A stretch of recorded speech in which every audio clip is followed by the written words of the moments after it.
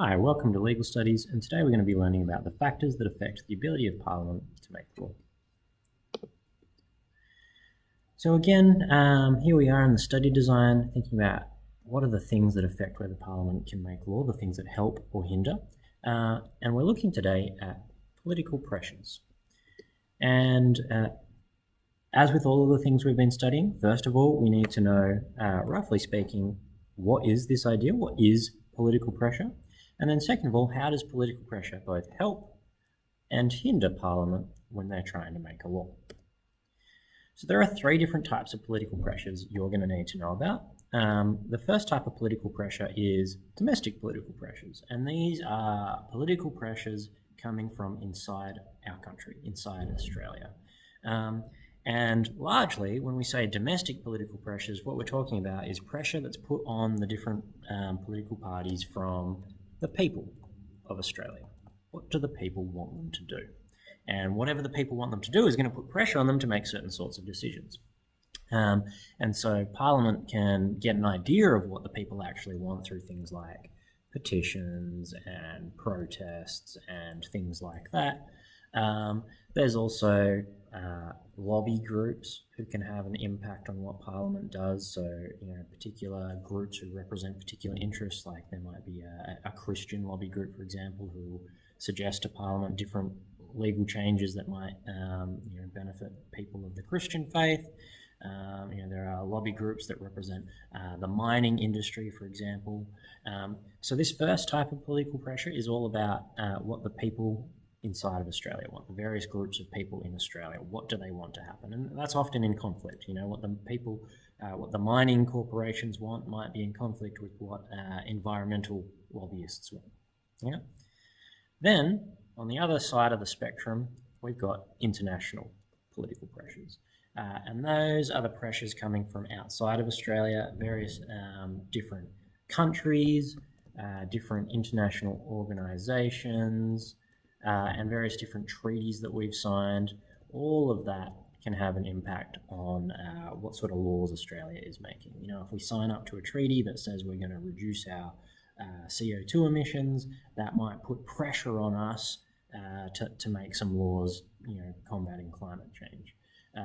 There might be international condemnation of our behaviour from various different countries or organisations. For example, Australia's treatment of asylum seekers in the past has been heavily criticised by other countries, and that puts pressure on us to change what we're doing. It doesn't guarantee that we're going to change what we're doing, but it puts pressure on us. And then the final type of political pressure we're going to learn about is internal political pressures. And what we're talking about here is the political pressures that exist inside each political party. And so what we're talking about here is, the Prime Minister at the moment, Anthony Albanese. He leads the Labor Party, and he's got an idea of what sort of laws Labor should be passing, but he's also got to listen to the members of Parliament inside his own party and the things that they're saying to him and what they want to do, and he's going to manage the different groups within the Labor Party. And so there's pressure on him from that angle as well. All right. Now, as I said at the start, the main thing we need to know for this topic is, well, how do these different pressures help or hinder Parliament when it comes to lawmaking time? So let's split it up for each of these three factors. The first factor, our domestic political pressures. If we've got individuals and groups using demonstrations and petitions and things like that, that is a mechanism by which they can let Parliament know what they want. And that can help with the lawmaking process, because the more Parliament knows about what the people want, the more likely they are to be able to make laws that represent that. On the other hand, this can hinder lawmaking, because if there is a lot of different opinions about a topic, if it's a really controversial topic, you've got some people protesting in favour of a law and some people protesting against it, and it's really controversial, this can hinder lawmaking.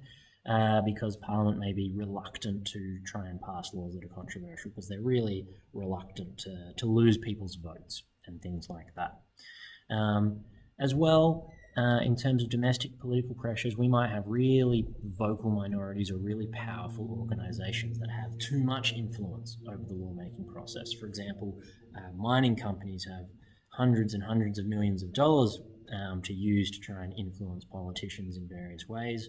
and so they might be more likely to get their say than an environmentalist or a regular person. And so you might say that that's going to hinder the lawmaking process because it's going to make sure that our laws aren't necessarily representative of what the people really want.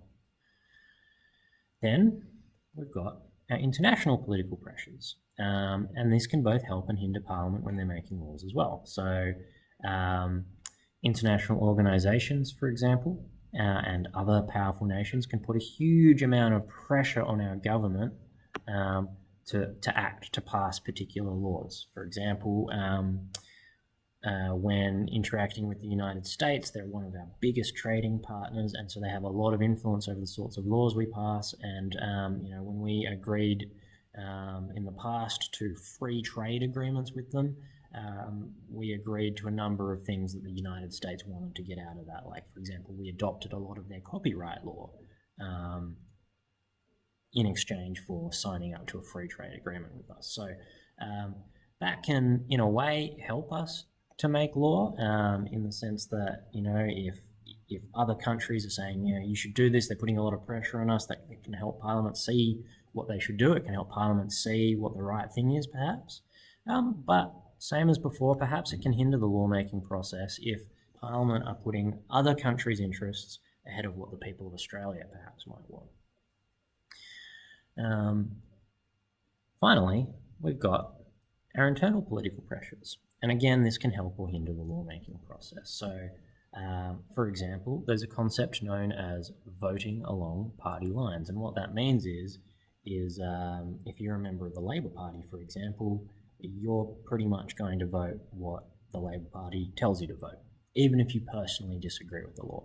And what that can mean is, on the one hand, that helps the lawmaking process because even if some of the members of the government disagree with the law, the government can be confident that they're all going to stick to the party line. They're going to agree with the government. They're going to vote in favour of it. It's not going to be chaos, and so that can help us make laws.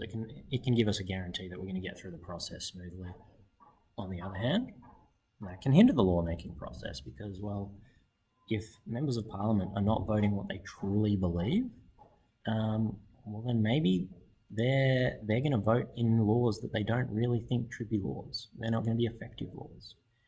And as well, internal disagreement within each party can encourage debate of what laws they should pass. If some of them are saying we should be more proactive about climate change and others are saying, no, I think we should pay more attention to the economy, that debate within the party can either paralyse the party and hinder lawmaking if they don't know what to do, or if it's healthy debate and it produces a decision for the party, then that can help the lawmaking process be more efficient. So all of these things we're learning about can either help or hinder Parliament when it comes to lawmaking. And that's the main thing you need to know. You need to know what are these three types of political pressures and how do they help or hinder Parliament. And that's it for today.